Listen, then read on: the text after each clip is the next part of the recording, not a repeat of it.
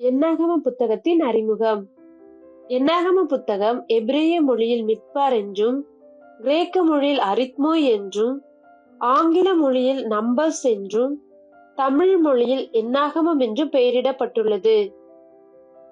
எபிரேய மொழியான மிட்பார் என்பதற்கு வனாந்திரத்தில் என்பது பொருள். என்னாகம புத்தகம் தமிழ் வேதத்திலும் யூதர்களின் தோராவிலும் 4வது புத்தகம். என்னாகம புத்தகத்தின் மொத்த அதிகாரங்கள் 36. என்னாகம புத்தகத்தின் மொத்த வசனங்கள் 1288. என்னாகம புத்தகம் எழுதப்பட்ட காலம் கிமு 1450 முதல் 1410 வரைக்கும். என்னாகம புத்தகத்தை எழுதியவர் மோசே.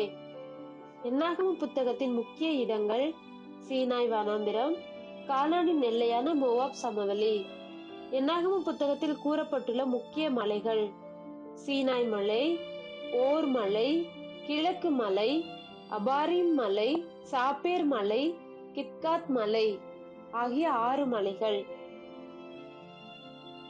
என்னாகம புத்தகத்தில் கூறப்பட்டுள்ள வனாந்திரங்கள் சீனாய் வனாந்திரம், சீன் வனாந்திரம், பாரான் வனாந்திரம் ஆகிய 3 வனாந்திரங்கள்.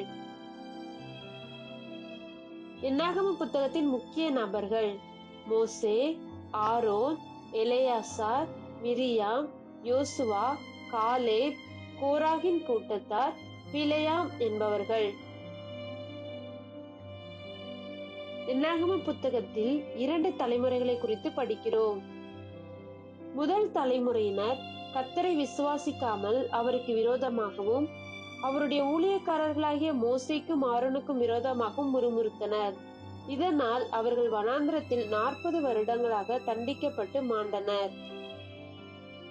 முதல் தலைமுறையினரான இஸ்ரவேல் புத்திரர் கர்த்தருக்கு விரோதமாக முறுமுறுத்து தண்டனைகளை பெற்ற போதிலும் அவர்கள் 40 வருடங்களாக அலைந்து திரிந்த வனாந்திரத்தில் கர்த்தருடைய தயவும் அவருடைய பாதுகாப்பும் அவர்களுக்கு இருந்தது. 2ஆம் தலைமுறையினர் தேவன் வாக்கு பண்ணின தேசத்தை சுதந்தரிக்க ஆயத்தப்பட்டனர் என்பதை குறித்து என்னாகம புத்தகத்தில் படிக்கிறோம். கர்த்தர் இஸ்ரவேல் புத்திரரின் நடுவில் இருப்பதால் அவர்கள் தங்கள் பாளையத்தை எப்பொழுதும் சுத்தமாக வைத்திருக்க கர்த்தர் விரும்பினார். 3 முக்கிய சம்பவங்கள் என்னாகம புத்தகத்தில் இடம்பெற்றுள்ளது. 1. அதிகாரம் 1 முதல் 10 வரைக்கும். எகிப்து தேசத்திலிருந்து புறப்பட்ட பின் 1 வருட காலம் தங்கியிருந்த சீனாய் மலையில் இருந்து இஸ்ரவேல் புத்திரர் பயணம் புறப்படுதல், பாளையம் இறங்குதல், முதலாம் மக்கள் தொகை கணக்கெடுப்பு இவைகளை முதல் பகுதியில் படிக்கிறோம். 2வதாக அதிகாரம் 11 முதல் 19 வரை பாரான் வனாந்திரத்தில் முதலாம் தலைமுறையினரான இஸ்ரவேல் ஜனங்கள் கர்த்தருக்கு கோபமூட்டி தண்டனை பெற்றனர். கானான் தேசத்தை வேவு பார்க்க சென்ற 12 பேரில் 10 பேர் தேசத்தை குறித்து ஜனங்களிடையே துர்ச்செய்தி பரம்ப செய்து தண்டனை பெற்றனர் என்பவைகளை குறித்து 2ஆம் பகுதியில் படிக்கிறோம். 3வதாக அதிகாரம் 20 முதல் 36 வரை மோவாபின் சமவெளியில் இஸ்ரவேல் ஜனங்கள் தங்கியிருக்கையில் அவர்களை சபிக்கும்படி மோவாபின் ராஜா பிலேயாம் தீர்க்கதரிசியை அழைப்பித்தலும், இஸ்ரவேல் புத்திரரின் 2ஆம் தலைமுறையினரானவர்கள் கானான் தேசத்தை சுதந்தரிக்க ஆயத்தப்படுதலையும் குறித்து 3ஆம் பகுதியில் படிக்கிறோம். உலக வரலாற்றில் முதல் மக்கள் தொகை கணக்கெடுப்பு என்னாகம புத்தகத்தில் இடம்பெற்றுள்ளது. முதல் கணக்கெடுப்பை பற்றி அதிகாரம் 1லும் 2ஆம் கணக்கெடுப்பை பற்றி அதிகாரம் 26லும் படிக்கிறோம். முதல் கணக்கெடுப்பு எடுக்கப்பட்ட இடம் சீனாய் வனாந்திரம். கர்த்தருடைய வார்த்தையின்படியே இஸ்ரவேல் புத்திரரை தொகையிட்டவர்கள் மோசேயும் ஆசாரியனாகிய ஆரோனும் இஸ்ரவேலின் 12 பிரபுக்களும்.